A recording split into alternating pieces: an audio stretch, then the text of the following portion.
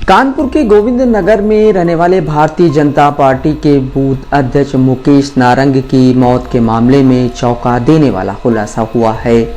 मुकेश ने सुसाइड नहीं किया था, बल्कि चाय में जहर देकर उनकी हत्या की गई थी। यह हत्या किसी और ने नहीं बल्कि उनकी ही पत्नी दिव्या ने की थी। इसमें उनका साथ उनके बॉयफ्रेंड ने दिया था।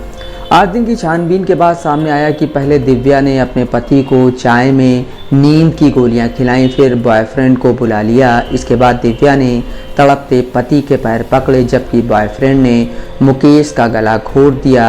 ये सब कुछ आत्महत्या लगे। इसके लिए मुकेश के मुंह में जहर डाला गया। लाश के करीब सल्फास की गोलियां रख दी गईं। उसके बाद दिव्या अपने ननद के घर चली गई और सुबह होने पर घर वापस आकर मुकेश के सुसाइड का ड्रामा किया। पुलिस अपनी जांच में केस की उलझी हुई गुत्थियों को सुलझाते हुए दिव्या और उसके बॉयफ्रेंड संजय पाल तक पहुंच गई। संजय कौसाम्बी का रहने वाला है। दोनों को अरेस्ट करने के बाद पुलिस ने शनिवार दोपहर को प्रेस कॉन्फ्रेंस कर हत्या का खुलासा किया। दोनों आरोपियों को जेल भेज दिया गया है। डीसीपी रविंद्र कुमार ने बताया कि मुकेश को दोनों के प्रेम संबंधों की जानकारी हो गई थी। इसके बाद दिव्या ने मुकेश को रास्ते से हटाने का प्लान बनाया था।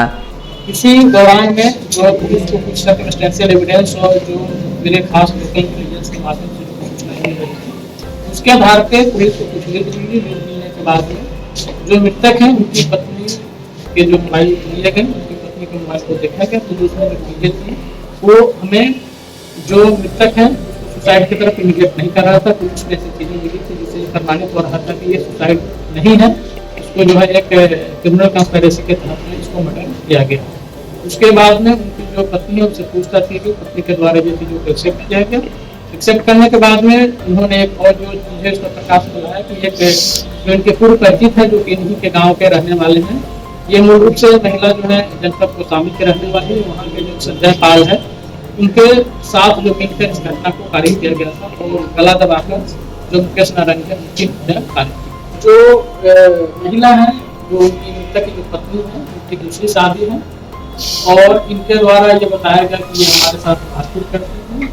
और ये जो संजय पाल है, जिसे जो दूसरा व्यक्ति है जिसको हमने गिरफ्तार किया है, ये और जो महिला है ये पूर्व से परिचित है, 2019 से परिचित है। दोनों एक ही स्कूल में जो है जनपद कौसाम्बी में पढ़ते थे। इनका जो है परिवर्तन चल रहा था। आपस में भी शादी के बाद भी ये कंटिन्यू एक दूसरे से टच में थे और इसी बात को लेकर ये एक दूसरे से शादी करना चाहते थे। इनके जातीय समीकरण एक जैसा नहीं ठीक बैठ रहा था, जिनके कारण की शादी नहीं हो पाई थी। इस वजह से इन दोनों आपस में षड्यंत्र करके इस घटना को। गोविंद नगर के ब्लॉक 5 में रहने वाले मुकेश नारंग भाजपा में गोविंद नगर बूथ 14 के अध्यक्ष थे। 24 नवंबर की देर रात मुकेश की संदिग्ध हालातों में घर पर मौत हो गई थी। मुकेश का शव बिस्तर पर औंधे मुंह पड़ा था। बगल में सल्फास की गोलियां पड़ी मिली थीं। घटना के वक्त पत्नी दिव्या सामने रहने वाली ननद वंदना के घर में थी। सुबह होने पर वह घर लौटी तो उसने परिवार के लोगों को पति की मौत की जानकारी दी। इसके बाद सामने रहने वाली ननद वंदना और परिवार के अन्य लोग आ गए।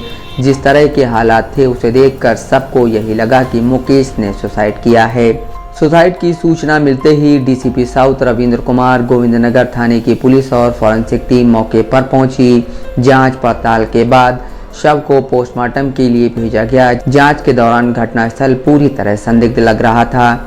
मुकेश की मौत से परिवार सदमे के साथ गुस्से में भी था। उन्होंने दिव्या पर शुरुआती आरोप लगाए और फिर जांच कर रही पुलिस को दिव्या के कौसाम्बी में रहने वाले उसके आशिक संजय पाल के साथ अश्लील तस्वीर और चैट सौंप दी। गोविंद नगर पुलिस ने जांच शुरू की तो सामने आया कि घटना के वक्त आशिक संजय पाल की लोकेशन गोविंद नगर में ही थी। संजय और दिव्या से पुलिस ने सख्ती से पूछताछ की तो हत्याकांड का खुलासा हो गया।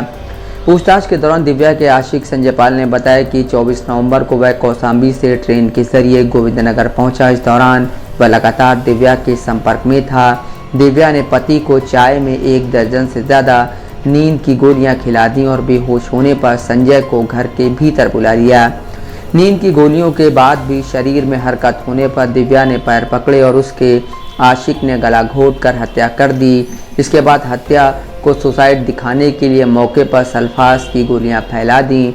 फिर संजय घर से निकला। ढाबे में नाश्ता करने के बाद ट्रेन पकड़कर कौशाम्बी लौट गया।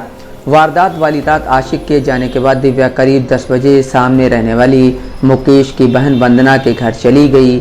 आने की वजह पूछने पर बताया कि मुकेश के कुछ दोस्त आने वाले हैं। उन्होंने कहा कि बुलाने पर ही आना। देर रात करीब 3 बजे वह अपने भांजे गौरव के साथ घर पहुंची तो मुकेश जमीन पर पड़ा मिला था। पुलिस इसे आत्महत्या मानकर चल रही थी। हालांकि बीजेपी के महामंत्री सुनील नारंग समेत अन्य नेता हत्या की ओर इशारा करते हुए पुलिस से गहनता से जांच करने की मांग कर रहे थे, जिसके बाद हरकत में आई पुलिस ने खोजबीन शुरू की थी। इधर मृतक मुकेश की मौत के बाद पत्नी की व्हाट्सएप चैट भी वायरल हुई, जिसमें कई लोगों से उसके संबंध के बारे में भी पता चला। दिव्या के शादी से पहले उसके पड़ोस में रहने वाले संजय पाल से प्रेम संबंध थे। शादी के बाद भी दिव्या की अक्सर संजय से बातचीत होती रहती थी, जिसका खुलासा दिव्या की व्हाट्सएप चैट व कॉल डिटेल रिकॉर्ड से भी हुआ।